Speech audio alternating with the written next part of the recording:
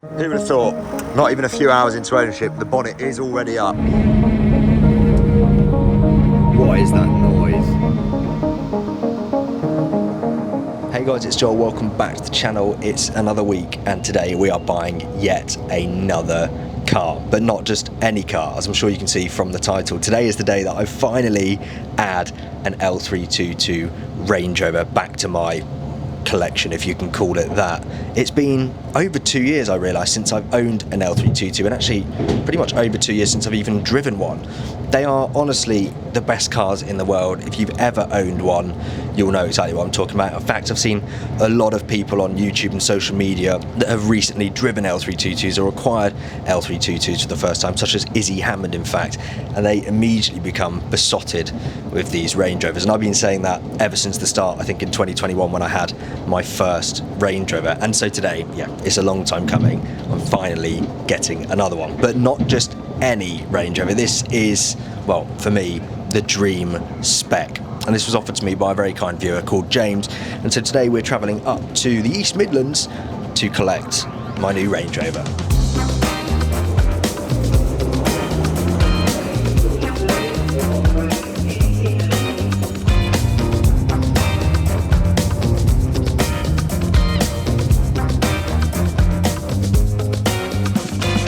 So we have come up to the lovely East Midlands today. I just got the train to East Midlands Parkway and I'm heading to Kegworth specifically, the same Kegworth that's infamous for the BMI disaster that happened, I think, in the late 80s.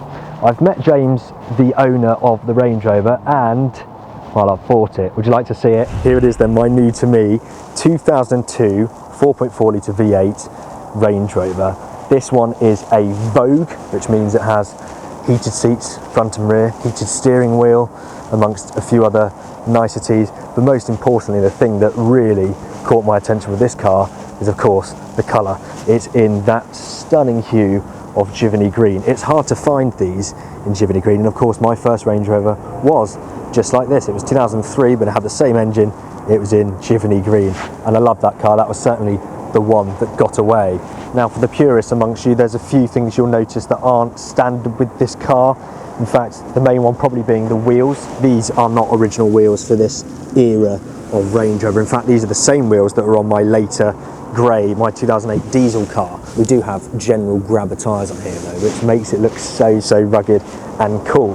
The handles are in black, but I would potentially quite like to get these handles in Giverny green, or take these covers off and replace the other one, get the mirrors in Giverny green, get the wheels back to what the original wheels are, and if I'm being really pernickety, at the back you can see it's got the later, I think 2005 onwards, supercharged, and then the diesels. It's got the later rear tail lights. I actually prefer the look, especially on the original car, of the, I think it's red and orange lights, so maybe I can replace them. Got a tow bar, which I don't think I will probably ever use, certainly with this car, so I might try and take that off. And although it makes it hard to get into the car, it doesn't have side steps, but it does mean the whole look of the car is a bit cleaner. In terms of condition, well, you can see it's a pretty straight car. It's really nice. The tyres are good.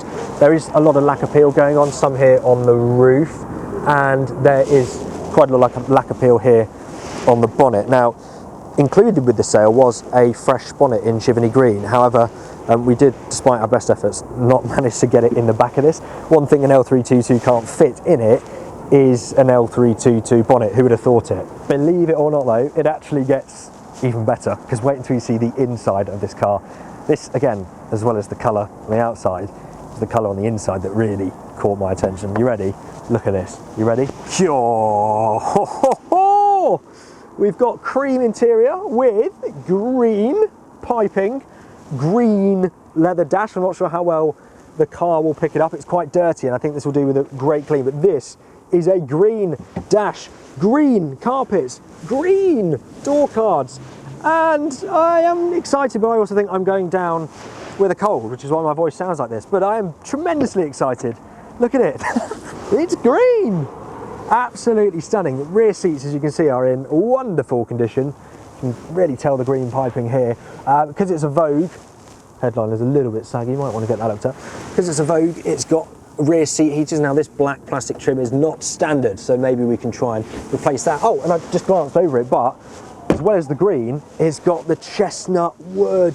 This, I know my dad, if you're watching, my dad will love this in particular, but I absolutely adore this. To be honest, I actually can't wait to get home and show my wife Katie because, well, she's always pestered me about selling that original green car, and I know that this is her dream car, and so she is going to be so excited when she not only sees the thing pull up and she sees the colour of it, but she sees the interior, because I know this is absolutely her complete perfect spec as well. So maybe this could be Katie's daily driver.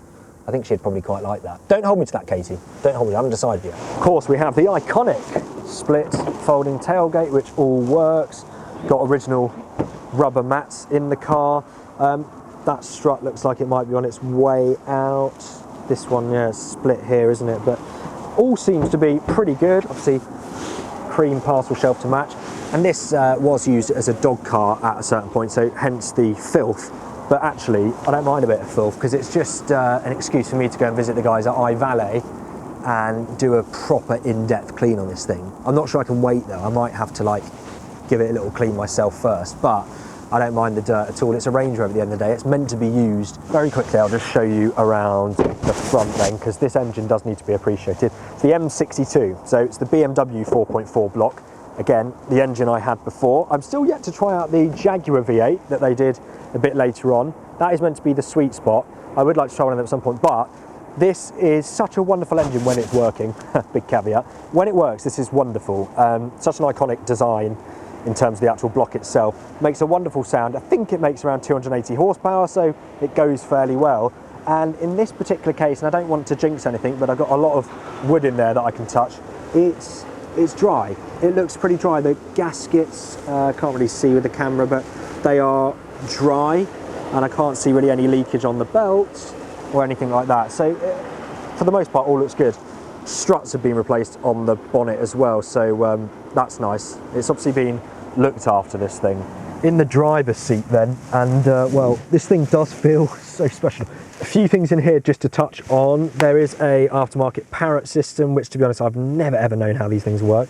This steering wheel is from a later car because it's got paddles on it. And of course, there is no such feature to change the gear with paddles on this generation of Range Rover. The only way to do so is to sort of flip it across. And as I'm pleased to say, unlike my first Giverny Green Range Rover, which had a pretty nasty aftermarket unit, this one is original. And so I can keep an eye on, I might need to put the keys in the ignition to get this back on.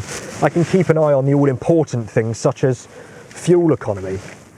2 keys as well. I believe it's the more worn one that actually is the primary key. That's normally the way. So yeah, everything comes alive. And yeah, we've got this, we've got an original head unit, which I'm very happy about. And if we go into, I guess, menu, oh no, this is the menu. Onboard computer. I can keep an eye on my fuel economy, which I couldn't do in the last one because there wasn't this unit, and also the pixels down here were dead.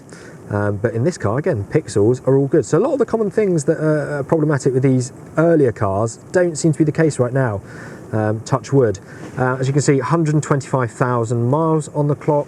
And if I didn't mention already, I paid £2,000 for this car, which I'm very happy with, considering I paid the same for my old car, which was nowhere near as nice as this. I'm pretty chuffed with that, actually. So big thanks to James for inviting me to buy this car from him. I'm super pleased, and I intend to look after it ever so graciously. Air suspension, of course, is a normal feature with all Range Rovers. Seems to be working. I've just put it in access mode, and we're in access mode with no problems. Got a big wallet of paperwork here, which I'll be honest with you, I've not actually looked through, but I trust there's some information in there which we'll find helpful. I know this car's been looked after. It's just come back from some work to get it through an MOT, and thus it has an MOT for a year. So I don't know what else really there is to say other than let's drive it, because I'm just super excited. Of course, I'll be driving this back down to Surrey this evening, and so I will film parts of that and of course give you an update when we arrive at home, if we arrive at home. So do stay tuned until the end of the video. And at this point, if you're not subscribed to the channel and you're excited to see more Range Rover content, just take this opportunity now to hit that red button below this video and subscribe, and then you'll know about when another video comes out with this car, because YouTube seems to be all over the place at the moment. I keep getting suggested videos from channels with 3 views that are about Minecraft or something that I'm not really that interested in. It's very odd. So it's even more important now that you do subscribe, so that you are seeing the content you want to see. And if this is it, happy days, I'm glad to have you. Let's do the before Range Rover start checklist. So armrests down, wallet in hand, because inevitably something is going to break every time you drive it. So make sure I've got plenty of cash in there. Let's go for a start. Love how the ignition barrel's down here, a bit like my Saab actually. Here we go. She starts, lovely. And she roars into life. Here we go, put it into drive. Goes in very smoothly. I'm told really by the owner, there is, previous owner now, there's not really any problems with this thing. Gearbox can be a little bit lurchy, says sometimes it goes into transmission fail-safe as well. You hear it, there's a drop link that is knocking, which is exactly the same thing in my old green one, which I never got sorted, but I think in this one I'll endeavour to fix it because it is quite annoying. And these things deserve the maintenance, and if you look after them, they generally look after you, or at least that's been my experience. Bodywork wise, well, the arches have been sort of welded and repaired in terms of rust, which is a very common area, and the underside, the sills probably need a little bit of attention, but it has got an MOT for a year, and it passed with just an advisory on general underbody corrosion. The electronics seem to work, and my initial very quick impressions are it's so smooth. Considering my daily drive is a Cayenne, which is, you know, in the same category as this car, this just is night and day in terms of the ease of drive and the feel of relaxation you get. It's so light to drive, the steering, and if you ignore the knocking, the suspension is so floaty and soft. That is really annoying actually. I will get that sorted before anything else, because that will bother me.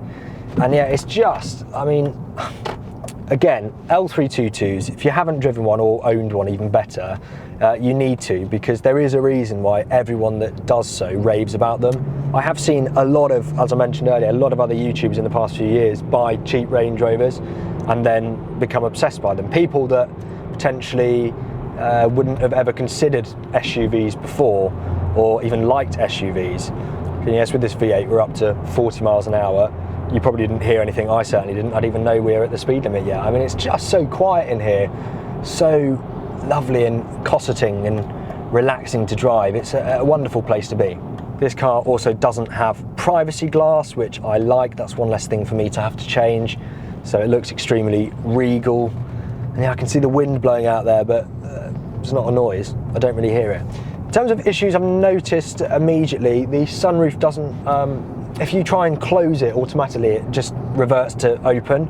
So you sort of have to slowly tap the close button until it closes. But if you go a little bit too far, it'll open again. So that's a bit annoying. The steering, if we're going about 35 now, is probably off to the right by 10 degrees or so. There's an odd little vibration at about 35 to 40 miles an hour, just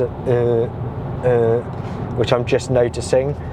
And other than that, not any problems. Just general cleaning could be done in here to make it even nicer, but it's dead smooth. And let's just try manual. So just listen to this gearbox. If we go down into third, 40 miles an hour to 60. Are you ready? Here we go. Ooh. And that's 60 just like that. It makes a wonderful sound, this engine. Absolutely wonderful. And it is definitely faster than my Cayenne. Even though that's 250 horsepower, maybe a little bit lighter than this, this just feels, and I think it is, much quicker. In fact, it would be impossible to be any slower than that Cayenne. It is woefully slow, that thing. So yeah, I wonder where that leaves the Cayenne, to be honest. Do I keep the Cayenne? I think maybe if this turns out to be reliable, I might sell the Cayenne and use this as the new daily drive, right? I don't really know. Fuel economy wise, it's not going to be too indifferent. The Cayenne struggles to get more than 20, 21 absolute best. And at the moment we've averaged 17 so far, so there's not much in it to tell with that. So listen, I've got a long drive ahead of me now. I've got to go about 130 miles, I think it is, back home, mostly on motorway at higher speeds. So we'll see. But my plan is to end the video once we get home. If we get home, I'm sure we will, but once we get home, it'll be dark, but I'll give you a little bit of a summary and I'll tell you what fuel economy we've averaged and just a little bit more on my first impressions with this Range Rover. So yeah, do stay tuned to the end, and thank you if you're still watching at this point. But I love it. This is the best purchase I think I've made all year, and I'm saying that before the end of the year. It's the 30th of December today, and yeah, this is probably the best purchase I've made all year. I'm so excited to have another L322.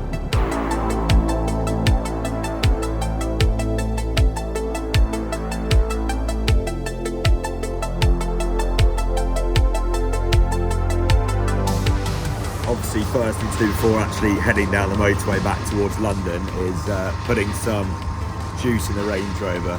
These things do have a 100 litre tank. So yeah, I'm going to put just over half, and there you go, that's 55 litres we'll go for, 78 quid. And about 80 miles of range. We've been averaging 15 mpg up until this point. I've done about 20 miles so far. Not awful. I think on the run down we'll probably get maybe 20. We'll see, eh? All right, here we go. Let's have a look at this then. So ignition on, and there we go. Range 285. More than enough to get me home. About 140 miles now home, and I'll be monitoring this. Yeah, 15.3 currently. I'll get going so it doesn't get worse. I reckon we can get that up to the low to mid 20s by the time we get home. Let's see.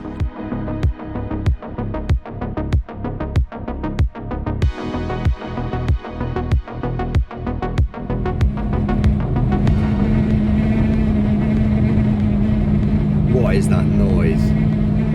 Okay, well, hang on a second. We're no more than 10 minutes into this drive from the petrol station. I'm losing my voice, but I'll just play the clip of it now. There was a really weird vibration above 60 miles an hour, and then worse at 70. Not coming like from the car, but it sounded like the windscreen going like a bumblebee. I thought it might be the wipers, but it's not. And I just wonder if it's this piece of trim here seems to be a little bit loose, but I don't know if that would cause such a vibration. This thing here, see, these are a little bit worse for wear, but I don't think that would cause a major vibration. Classic Range Rover life, eh? I mean, it's just, you couldn't write it, could you? What have we got in here? It sounded like, you know, like when you're a kid, it could be this, no, it can't be that. You know, like when you're a kid and you'd put like, I can't remember what you used to put, like a bottle, like a plastic bottle in between your mudguard and your tyre on your bike, it would make that sort of, it's that sort of noise. I can't see anything obvious in here that's loose, that rattles, apart from the engine, but that's nice and smooth. I'll just rev the car and check it's not the engine that's making the noise. Let's give it a rev.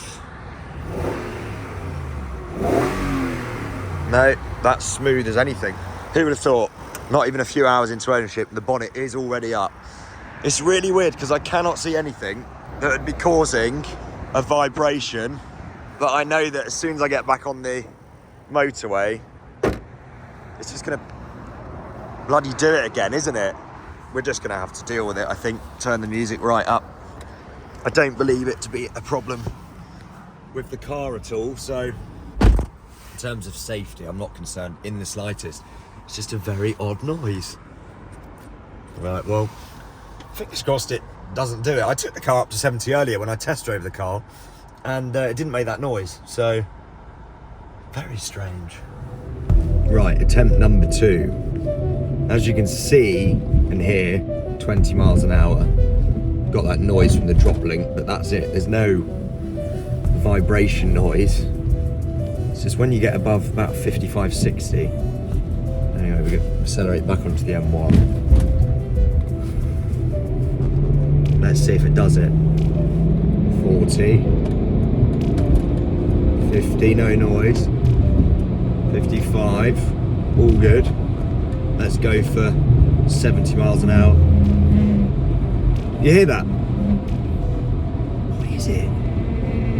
What could that be, guys? Is that the weather stripping that's a bit loose, that's just rattling? Is that what it is? Because if I go back down to 60 miles an hour, 60, 55, and it's gone pretty much. What an annoying noise. Well, that's another thing to add to the list, I guess. I'm going to crank the music up, try and ignore that as much as possible, and I'll update you a bit later on. This is classic.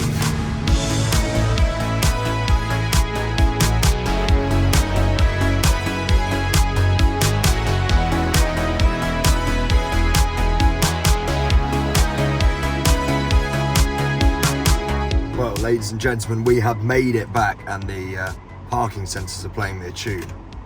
There we go. The final results in terms of fuel economy, exactly 20 mpg with an average speed of 61.2. So actually pretty identical to my Cayenne. And yeah, we've used just over a quarter of a tank there, doing about 140 miles. That buzzing noise continued all the way, but I couldn't really hear it with the radio on and stuff. Other than that, it's all been good.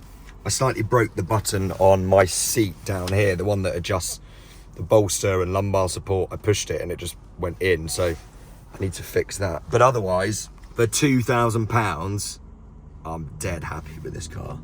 And actually, I'm super excited to see it properly in the daylight, because I haven't really yet.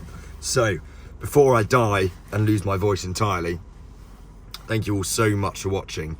If you do want to see more content with the Range Rover, make sure to give this video a thumbs up first and foremost, but also subscribe to the channel, because as I mentioned earlier, you probably won't see any more content with it unless you subscribe. And comment below what you'd like me to see me do with it. I'm thinking restoring it back to original as much as I can, getting it cleaned by the guys at iValet, and then maybe some fun road trips. But I think, yeah, this car's gonna stay for a while. So do comment below what you'd like to see, and I'll see you in the next one very, very soon.